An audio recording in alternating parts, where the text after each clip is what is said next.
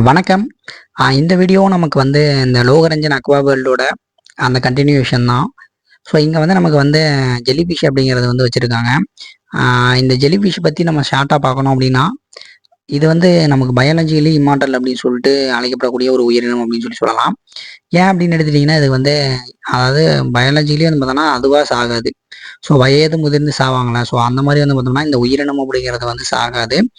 ஏன் அப்படின்னா ஸ்டார்டிங் அதாவது பிறந்ததுலேருந்து பார்த்தோன்னா ஒவ்வொரு ஸ்டேஜாக போய் அந்த ஓல்டு ஸ்டேஜுக்கு போகும்போது திருப்பி அந்த ஓல்டு ஸ்டேஜில் அதோட ஆரம்ப ஸ்டேஜுக்கு அதோட அமைப்பை பார்த்தோன்னா மதிக்கக்கூடிய ஒரு உயிரினம் அப்படின்னு சொல்லி இந்த உயிரினத்தை நம்ம சொல்லலாம்.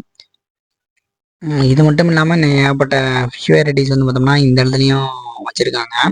அதை நம்ம முன்னாடி பார்த்த மாதிரி ஒவ்வொரு இடத்துலையும் ஒவ்வொரு ஷேப்பில் வச்சுருக்காங்க அப்படின்னு சொல்ல முடியாது. ஸோ இங்கே பார்த்தோன்னா அந்த உருளை வடிவத்தில் இருக்கக்கூடிய அந்த கிளாஸில் பார்த்தோன்னா ஷோ பண்ணுறாங்க. ரொம்ப சூப்பராகவே இருக்குது அப்படின்னு சொல்லலாம். நன்றி.